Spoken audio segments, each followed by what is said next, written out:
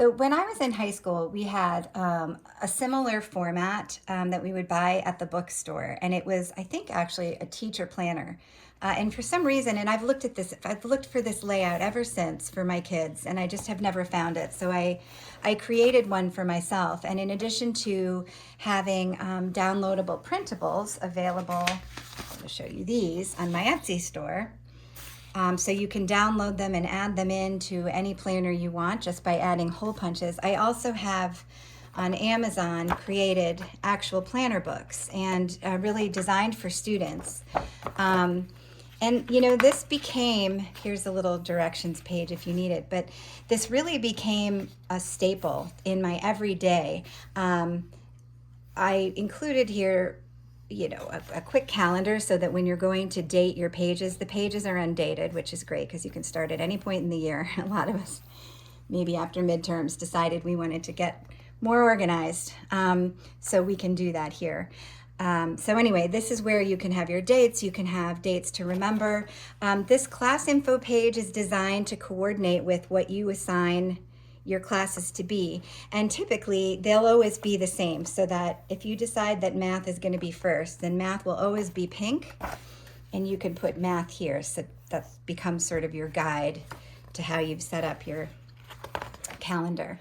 Here's a little section for class schedule, and then a doodle page. I mean, we used to write notes to each other in each other's planners, and you could stick stickers on here and pictures, and I mean, really, we would write all over everything. But I'm just going to show you how this weekly planner layout works, especially well for students, and why I love it so much.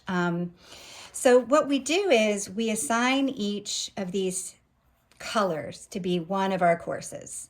And that will stay consistent week after week after week. And so we'll just kind of get used to knowing that, okay, this blue section is filled out, so I've got something for history.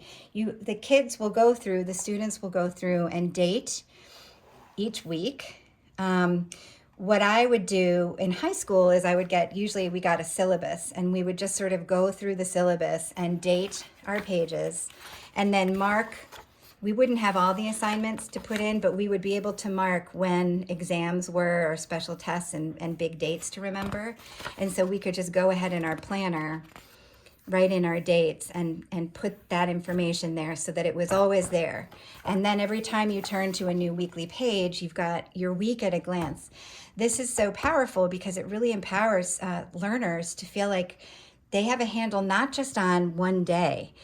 So many planners focus on a day, and if looking at that day, especially if you have challenges with executive function, once you've turned that page, the day is forgotten. And so this is just so powerful because you can look at your day, you can see all of your assignments for the day, but you can also keep an eye on your week. And so in this case, I know every day I'm going to open this, but I see that there's a quiz. I'm going to remember that I have a math quiz to study for on Thursday, no matter when I come and look at my different assignments to catch up with.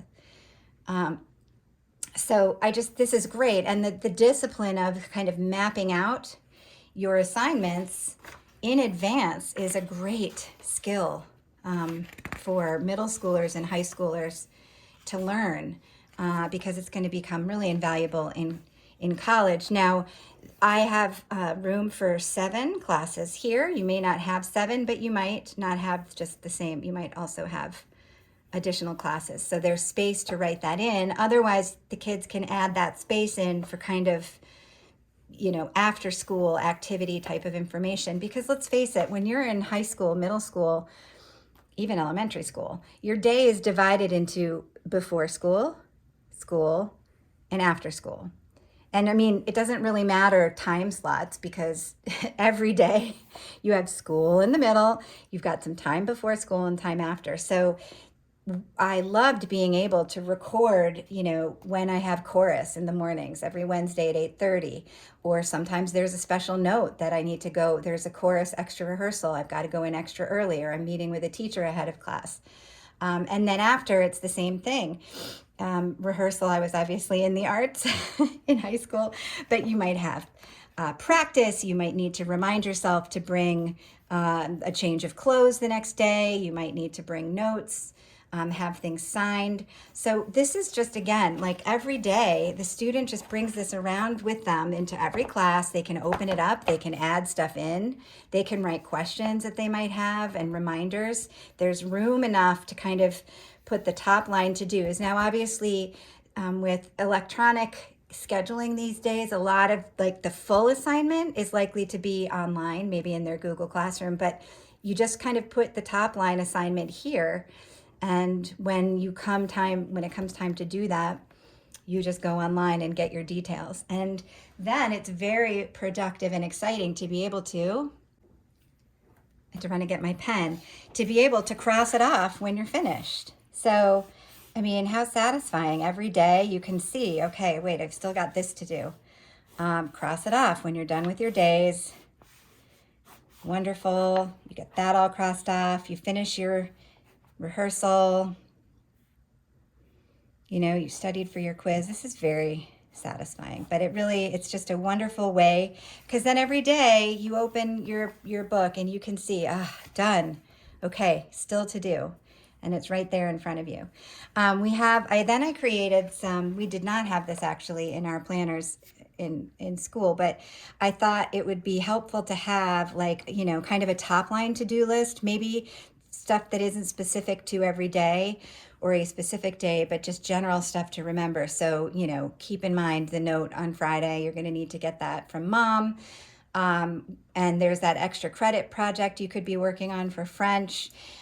Who knows what kinds of things we're tracking, but this is a great way to track how much water you've drank, for example. And I have some learners who actually do pay attention to when they have dessert with lunch or carbs, and they like to kind of use this space to keep track of it. And then, you know, the weekend, there are oftentimes extra homework to be done, but you might just want to keep track of when you have rehearsal or practice, or, you know, pick up a present for somebody. It's just kind of fun to keep track of all of that. And then when you're ready for the next week, there are lots of different things you can do. You could put a little paper clip here, which just makes it easy then for you to open up to exactly the week you need to work on. You can easily reflect back on the prior week, and maybe bring assignments forward if you need to.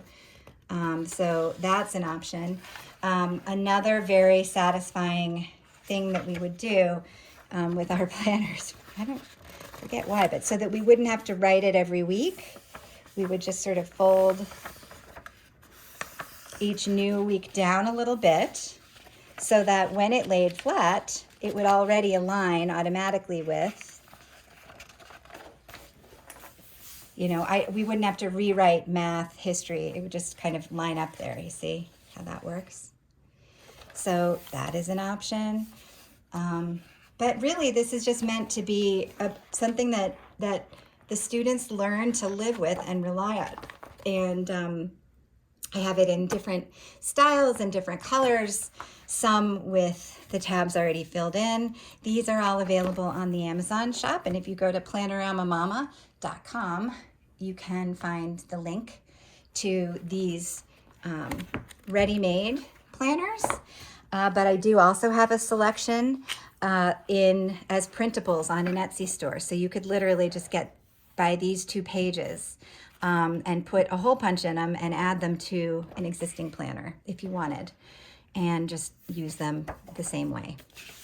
So that is the kind of how-to on how to use these planners, and I hope you enjoy. And if you have any questions, just let me know in the comments. Thanks.